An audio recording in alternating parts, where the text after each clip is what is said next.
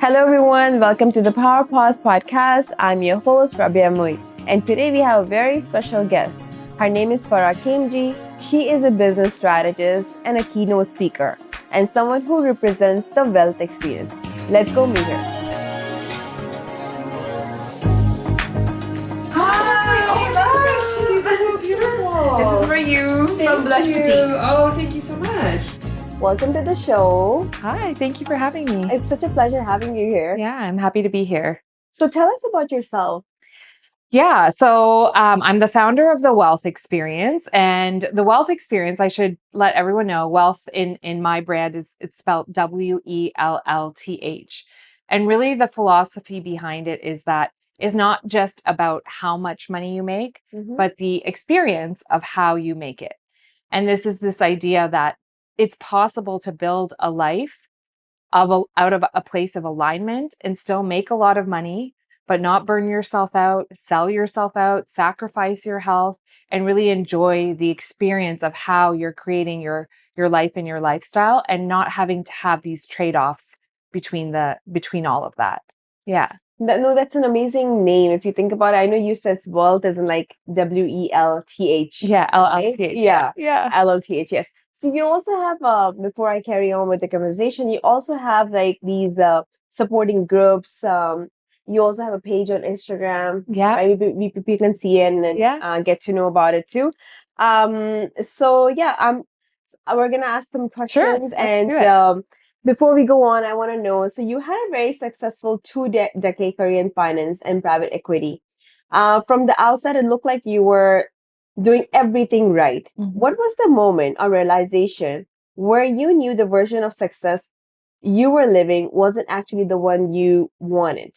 Yeah, it's a great question. So I think, like so many of us, I spent a lot of my life just checking the boxes, doing all the things that we are told means that you are successful or that you've created a successful life. So for me, that looked like going to school, getting a degree, getting multiple degrees, getting, good job on Bay Street in Toronto, working in corporate as a CPA, as an accountant, climbing the corporate ladder really quickly. Like I did that by 35, and I'm sitting in this corner office, in private equity and commercial real estate, working towards partnership within this firm. I'd been married, I bought this 7-figure home in Leslieville. Like I did all the things that one would think is success. And then while still somewhat in that process, feeling empty within that life. And so I started questioning kind of quietly to myself about, okay, what's going on? Why am I still kind of not feeling fulfilled and happy? But before I was able to kind of think through all of that, I actually had a year where I got divorced, sold my home, and then a year later got fired. And so I was standing on the corner. I remember the day so vividly. I was standing on the corner of King and University in Toronto. I've just been let go. It's 11 a.m. And I remember, instead of feeling all of this like fear, I felt a lot of freedom in that moment. And it was this idea that I now have this blank canvas of possibility to recreate my life on my own terms, not just by what I thought would be successful based on what my parents would want or what society wants or what we think we should be doing by a certain age. And that's really the moment when I realized, like, okay, you can get all the things that you think that will make you happy and then still not be happy. There's got to be more to it. And that was really the kind of fork in the road that had me, start the journey that I've now been on for the last 7 years of building my business, but more importantly, building my life from a place of alignment and trying to really build to know that I'm here to do so much more than just make money. I'm here to create an impact and to help people in the world, specifically people who I feel called to help based on my own life experience as well. And so, yeah, that's really the moment where things kind of changed for me. Yeah. Wow, this is so inspiring, honestly speaking. In order to like be able to talk about what you've been through, and then again standing and finding a ground where you can actually get up and say, you know what, hey, let me restart, Yeah. repaint the picture that I always wanted to, but in my way, in my Totally. version, right? Totally. And so much of that is about giving yourself permission to do that. Like I see a lot of people who know they have this story inside of them, these dreams inside of them, the things that they know they want to do, but they're somewhat waiting for this moment in time where permission will be granted to go do that. And it's just not coming. People are scared generally in going out and about and following up their things that they want to do. Yeah, I think that we all have fear around doing something new, right? Like anytime you're venturing down a path that you haven't done before, there's going to be fear. Now, the difference being the fear that we have, right? Like in today's day and age, the fear is not some lion that's going to come and attack you, but the response in the body can feel the same. So then we retreat. And the body and in the mind's job is to keep us safe. And often safe means the same. And so the mind does not know that actually starting that business, doing that thing could also be safe or not harm you in the way that a lion might harm you. And so we have to kind of train ourselves that these things that we fear is not a signal to stop. It's a signal to keep going often. But we're just not trained. And so it's a bit of a process to give yourself permission to try things and know that they may not always work out, but have a bit of faith, right? Going from fear to faith. And I say that often because a lot of us think we have faith, but faith, when we practice it in action, is this idea of like, I'm going to do something without the evidence of knowing it's going to work out, but I'm going to move anyway. And that to me is faith in action. Because if we knew it was going to work out and we waited till we knew it was going to work out, we wouldn't do anything. That's just not how the world works. You got to move first. Exactly. Right? And you've got to have a little bit of faith in yourself most What would you say about failure? How do you look failure as? Failure is just learning, right? Like every single, and it depends on what you want to define for yourself as failure. But anytime, and I've had a lot of failure along the way, it has always been something that I've learned throughout the process about myself, about others. And the reality is, without failure, that means you're probably not living a big enough life. You're not taking big enough chances. Someone who has never failed, I'm telling you, has not been trying and putting themselves on the field, right? And there's always the analogy of like, you miss so many more shots than you take, like, or you take so many more shots than you get in the hoop or whatever, if you want to use basketball as an analogy. And so failure just shows that you're out there, you're playing in the game of life and learning along the way, and hopefully you just keep not making the same mistakes, right? Absolutely, Yeah. Yeah. And like failure is not the final destination. You can keep going, one or the other. Exactly. And Yeah. the real failure is if you let it stop you, right? If you say, I failed and now I'm like, imagine the day I got fired, I just let that stop me from doing what was next for Yeah. me, right? Yeah. Yeah. So, when you choose to redesign your life, what was the hardest part about stepping into the unknown? And what surprised you about yourself in that process? Yeah. So it sounds really great to be like, okay, I got, I got let go, but then I started this business and now I'm sitting here and I have the wealth experience. But that's been a 7-year journey. What surprised me the most is I think it's a very different mindset to go from employee to entrepreneur when you know you are your own safety net. And I always say to people that the journey of starting a business is really just the deepest personal development journey you will ever go on, masqueraded as a financial opportunity. And so along the way, you are tested in every which way. So one of the things that came up for me the most was how much I realized I had issues around my self-worth and identity.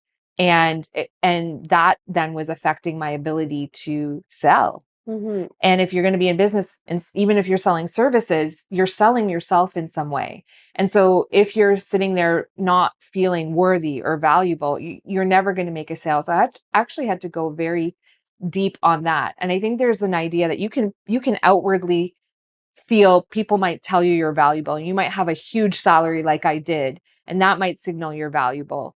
But if you don't feel it inside, it's not going to take you very far in business when now every dollar you're making is you have to make it on your own. And so I had to do a lot of work on that self identity, self-worth piece. And when I work with my clients, I often found that is actually a place that a lot of women especially struggle with, because they are saying, I want to do this big business. They're trying to make sales, but then they're not feeling worthy of what they're trying to even achieve. Right. And so there's this kind of disconnect between the two.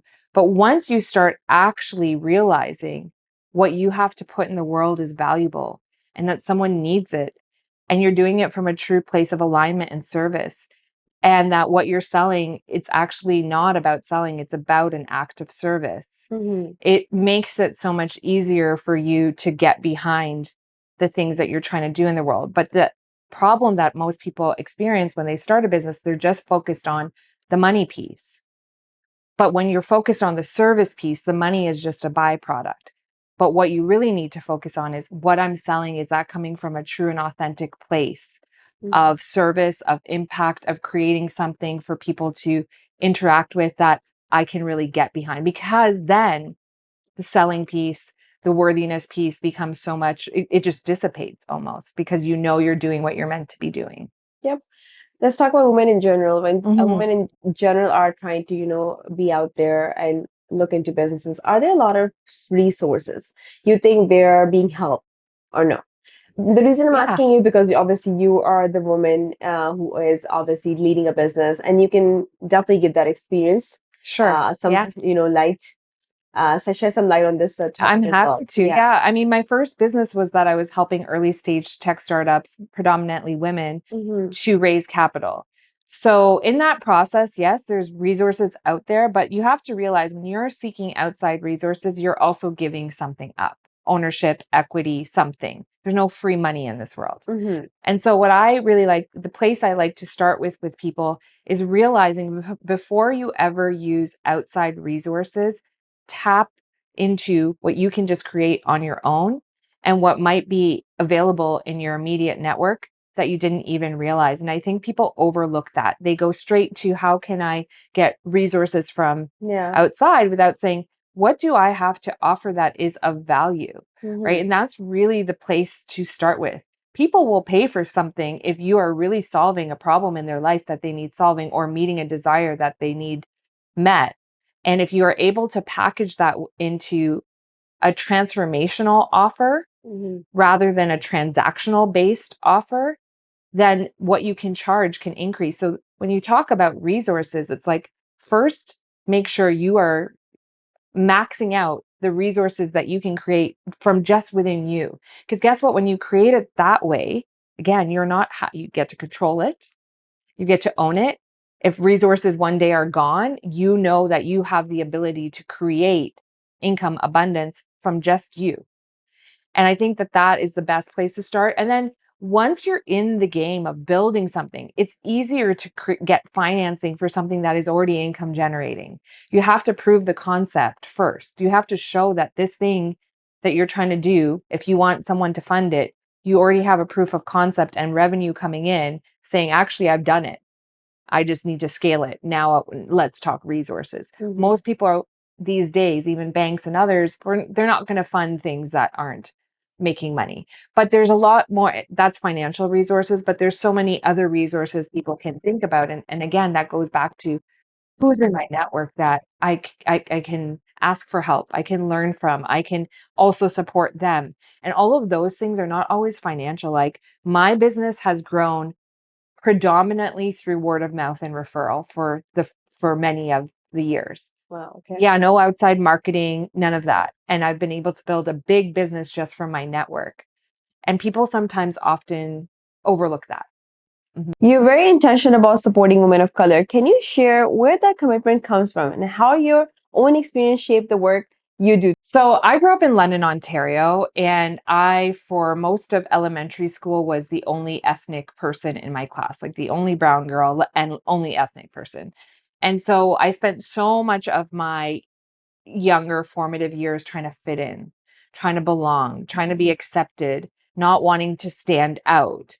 And so, and then that carried with me, right? Those experiences carry with you. They carried with me a little bit through high school. And then I went to McMaster, and it was so much more diverse. And I was like, oh, this is great. And I started my career at PwC, and it was also a pretty diverse place.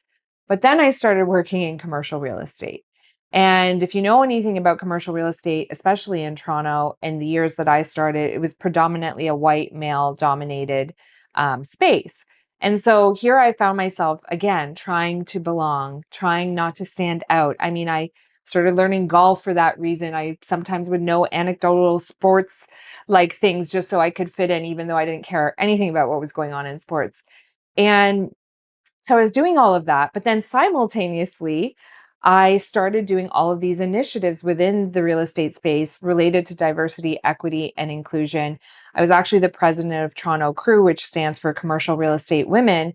And I was leading all of these initiatives to help women kind of have more of a seat at the table within the industry. So it's always been something that's been there, but it's been important to me because what I realized after so many years of trying to fit in, not trying to stand out, that the real magic has been actually in standing out, in owning who I am, in owning those differences and being true to me. Because for so many years I felt like I was just performing a version of success but not feeling it in my body. And so now that I do, I realize when women are celebrated for who they are, not because they're just fitting in, and they're allowed to say, I can build a good life without having to conform to some other version of success, that's when it's such a game changer. And so I've felt like it's my purpose in life to actually help women do that, but also showcase the women who are doing that. That's why even through my events like the Wealth Summit, you'll notice it has a very much a diversity of people, backgrounds, experiences on that stage, because I think the more and more examples we can see of women succeeding by just being who they are, I think it's so powerful because we haven't always seen those examples traditionally. Yeah, no, absolutely. I agree with you. And you know what?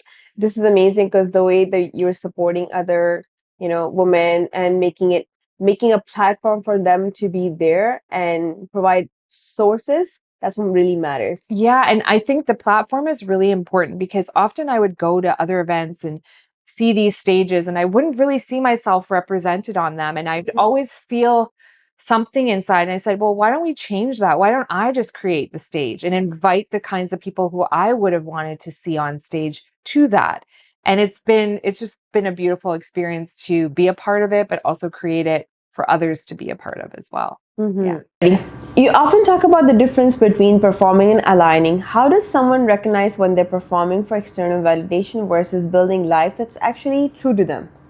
This is a really good question because it's the starting point of where I start with my clients. Because when they come to me, they are often kind of not really happy with the version of success they've built to date. I work with really successful women, but there something inside them is saying like this just doesn't feel like it's in alignment anymore, and they're performing this version of success. And so where I start is actually this framework that I came up with based on my own experience. So when I started doing my very first business, a lot of people from my corporate days started asking me, how did you do that? How did you leave corporate and go to here? And what I realized when I was standing on that corner of King and University, like I told you, I was really, I didn't know it at the time, but what I was searching for was purpose, a sense of purpose in my life.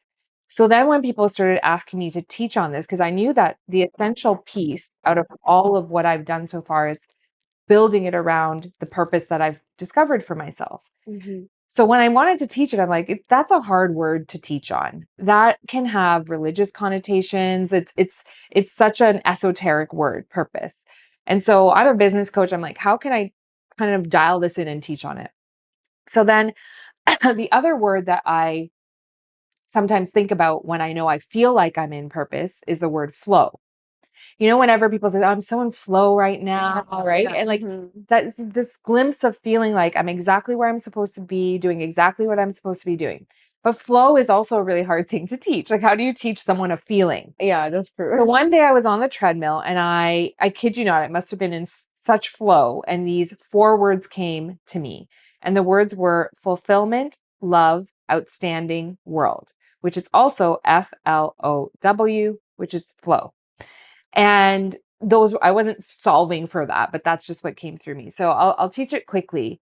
But essentially, the idea is what are the things that truly fulfill you? When you feel the most fulfilled, what are you doing in that moment? Is it sitting here having a conversation like this? Whatever that is, think of the first thing that comes to mind. Love, and this is less of the romantic love, but more of like, what are the topics that I love, that I'm obsessed with, that I'm always thinking about? I'm listening to podcasts on it. I'm mildly obsessed with this topic, love. Outstanding is, what am I outstanding at? What is the thing that people come to me for? I'm known for it. I want to be known for it. I want to be even more outstanding at that. For me, sometimes that's been speaking. Like I've always said, I want to be a great speaker. And I already know that I'm a decent speaker, right? And then last one is world. This is where you ask yourself, what does the world really need? And I'm not talking about like world peace. I'm talking about what's a problem. We all know that the world needs a bit more peace right now. Definitely is. But more so, what is a problem in the world that I feel called to solve? And when you can take the intersection of all of that, fulfillment, love, outstanding, world, somewhere in there is where that sense of purpose is sitting. And then what I tell people to do is like, I guide them through that process of figuring out what that is for them. And then coming to me to say, like, how can I now put a business model behind that so I can do more of that? I can live a purposeful life, make money while doing it so I can just do more of it. Because realistically, we have to make money somehow. So might as well make money from a place of purpose and fulfillment in an area around a problem in this world that you actually feel like you want to solve. When you're doing that, you're no longer just performing a version of success. You're actually aligning with who you truly are and how you're meant to show up in the world. And that changes everything. For the listeners who feels the quiet pull, the sense they're meant for more, what's the first inner question you'd want them to ask themselves? Okay. So often when people are saying I'm meant for more, that means they have some idea of what that thing is going to be.